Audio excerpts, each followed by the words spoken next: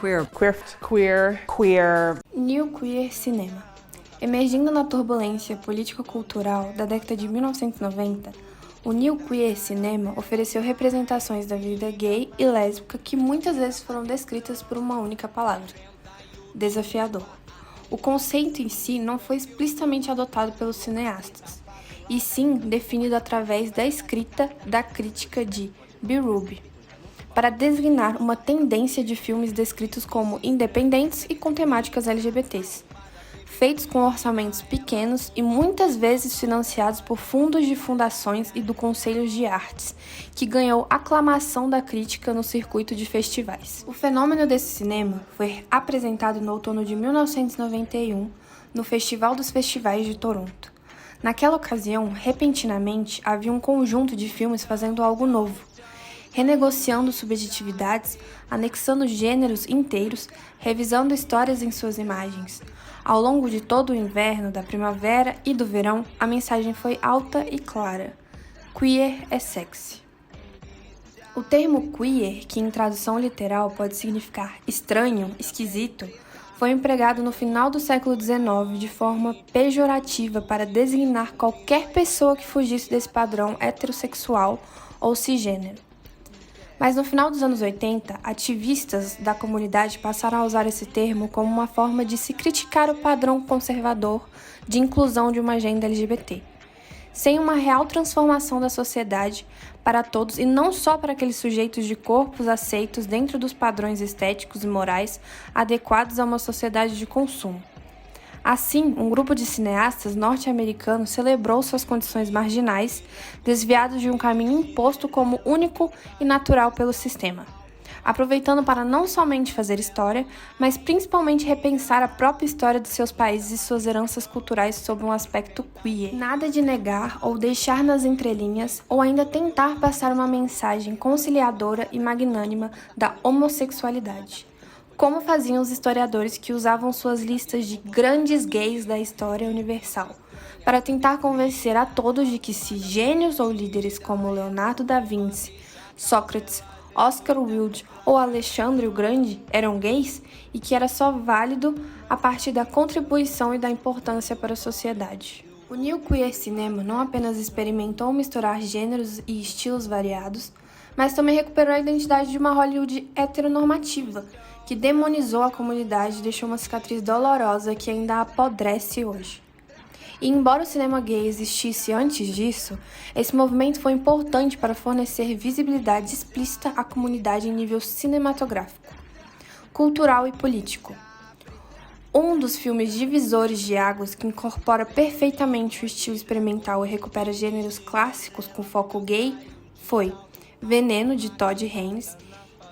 Em 1991, Todd Haynes ganhou o grande prêmio do júri de Sundance de melhor filme.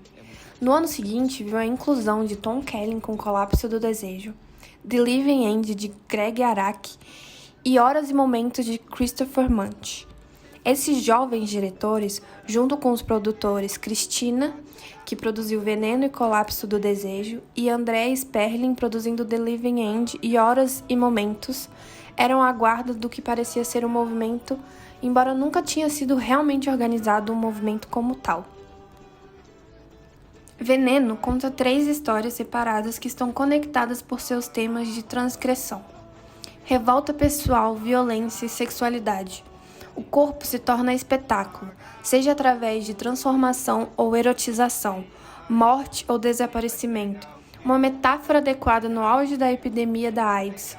O filme choca ao fazer o segmento com uma das histórias homoerótica baseada nos romances de Jean Kennedy, e se passa numa prisão onde um dos detentos, John Broom, reencontra um antigo conhecido do reformatório infantil, Jack Bolton, e acaba desenvolvendo uma atração obsessiva por ele enquanto reflete sobre a sua própria paixão suprimida nas sombras de suas memórias. E ao vincular a homossexualidade a formas de desvios, somos forçados a considerar como isso interage com a criminalidade e doença ao longo do filme. E, subsequentemente, como essas diferentes formas de desvio são conceitualizadas de maneira semelhante. Desvios, rejeições e humilhações causadas a esses grupos minoritários, pertencentes não só a esse cenário, mas na comunidade como um todo. assim como é mostrado no documentário de Danny Livingstone, através de Paris is Burning, apresentando essa opressão, mas também abrindo espaço para discussões sobre classe, família, pertencimento e sonhos, ao mesmo tempo em que tudo gira em torno dos chamados drag balls de Nova York. O longa alterna cenas efusivas das performances nos bailes com depoimentos de novatos e veteranos que nos explicam a complexa história e formulação de sua comunidade durante os anos 80. Nesse formato, apresenta também a história de carreira de seus protagonistas, como Pepper LaBeija, Octavia St. Laurent, Willie Ninja e Andy Extravaganza, marcados por preconceito, dificuldades financeiras, rejeição familiar e prostituição. Entretanto, o tom do filme, reforçado pela trilha sonora de músicas pop, foca na criatividade, talento e resiliência de todos, junto com a capacidade de transpor seus desafios. Essa combinação faz do documentário um marco dentro da cultura queer. O mesmo fenômeno dentro da filmografia do New Queer Cinema se estende com The Living End, que ocorre no final de décadas de genocídio tolerado, de inação proposital por um governo dos Estados Unidos que determinou que a disseminação desenfreada da AIDS era do seu interesse, visto que afetava principalmente gays, usuários de drogas injetáveis e o terceiro mundo, uma praga que poderia ser codificada para propósitos de propaganda, como o julgamento de um deus heterossexual e branco sobre uma sociedade libertina que precisava de limpeza. The Living End é o filme que representa uma viagem apocalíptica influenciado pela New Wave, com uma viagem a lugar nenhum, demonstrando que não tinham mais nada a perder, no qual, de um lado, tem uma arma e no outro está mais relutante.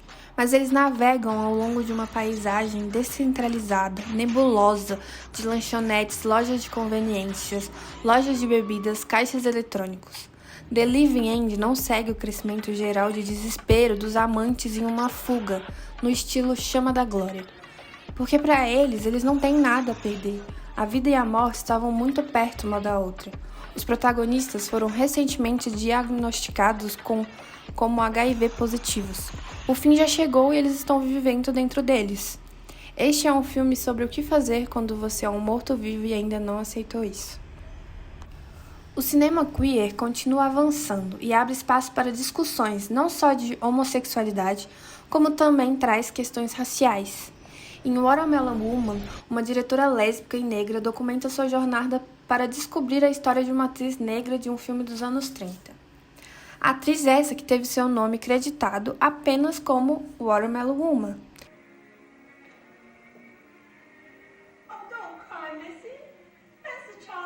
Neste filme de 1996, a diretora, atriz e personagem Sherry Dooney nos traz uma complexa trama da identidade e busca. A protagonista, em sua busca pela misteriosa Watermelon Woman, tenta se encontrar como mulher, negra e lésbica em um dos mundos que se diz estar mudando. Apesar do contraste evidenciado entre o final dos anos 90 e a década de 30, a narrativa busca encontrar paralelos entre essas décadas. A história nos apresenta mais camadas dessa comunidade que ao longo da história sempre precisou lutar para ter voz no mundo e se encontrar, assim como a nossa diretora atriz, nos fazendo perguntar o quanto dela mesma ela colocou no filme. O final deixa ainda questionamentos sobre o passado e o presente, deixando para as próximas gerações a história e o futuro. O boom internacional desses filmes, que ocorreu entre os anos 80 e 90, foram responsáveis por pavimentar o caminho para os anos seguintes.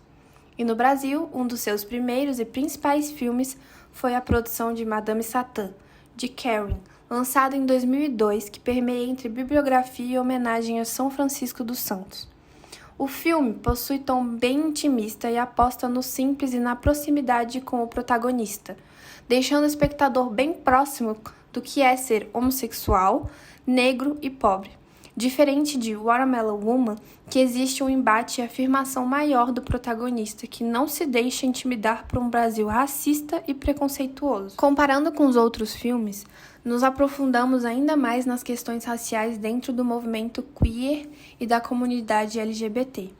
E assim como em Watermelon Woman, o tom realista e por vezes até documental aparece no final desse filme, onde o próprio João Francisco narra um pouco da sua história com pequenos toques artísticos, assim como o próprio filme. Ainda falando sobre obras nacionais desse cinema, nos últimos anos os filmes, dentro da abordagem da sexualidade brasileira, vêm ganhando mais espaço e prestígio.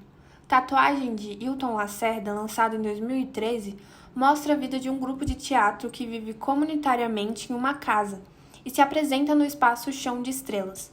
O contexto histórico-social do filme é de 1978, em Recife, enquanto ainda perdurava a ditadura militar no Brasil.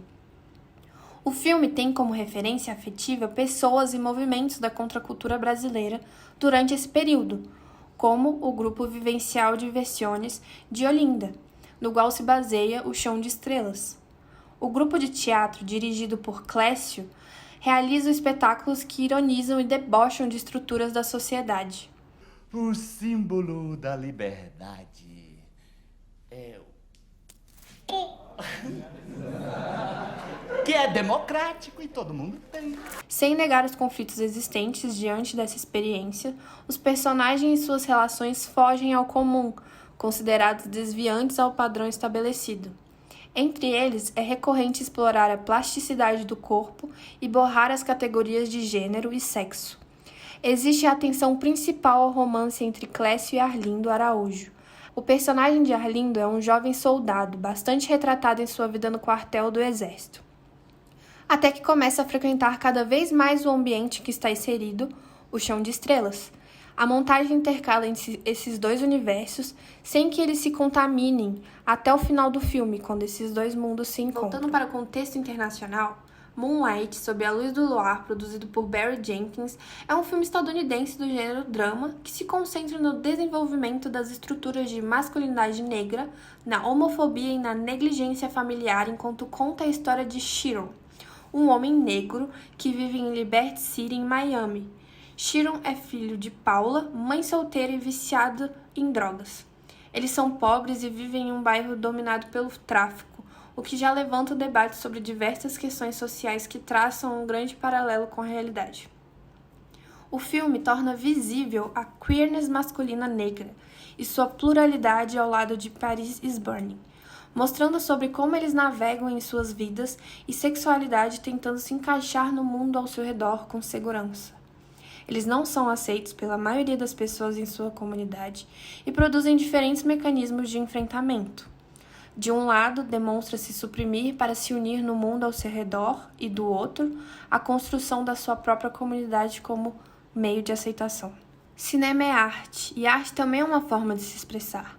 É triste pensar que na história do cinema, apesar de curta, está manchada com homofobia, machismo e racismo. No final dos anos 90, esses grupos começaram a utilizar esse mesmo meio artístico, ao qual foram excluídos para questionar, transformar e principalmente fazer arte. Os filmes que acompanhamos usam as técnicas cinematográficas para contar suas histórias, trazendo para o cinema a intimidade, criatividade, naturalidade e sexualidade. Os filmes queer mostram que pessoas são pessoas. Sentimentos como medo, raiva, amor, desejo e superação, cansaço, dor, fazem parte do que é ser humano e a sua cor de pele e orientação sexual não deveriam ser critério para ninguém se achar melhor que o outro. Esses filmes abriram os olhos e se destacaram na sua época porque, de forma incrivelmente sensível, trouxeram a realidade do que é ser uma pessoa marginalizada por outras. Como viver em um mundo que te olha diferente, te julga por sua cor. Os filmes trazem um pouco dessa dura realidade. Realidade porque são histórias sinceras, sejam homenageando pessoas ou documentando pessoas. Mostram a dúvida, a busca pelo seu lugar no mundo. Mostram a luta de pertencer a um mundo desigual, injusto e frio. Mas esses filmes também têm sensibilidade para trazer personagens complexos que também lutam, amam, se expressam e ambicionam.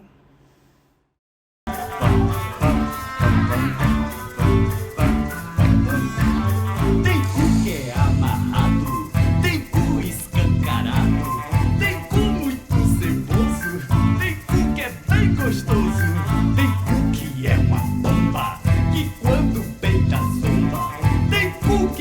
galinha. E tem cu que é uma gracinha. Tem cu, tem cu, tem cu. Tem cu, tem cu, tem cu. Tem cu.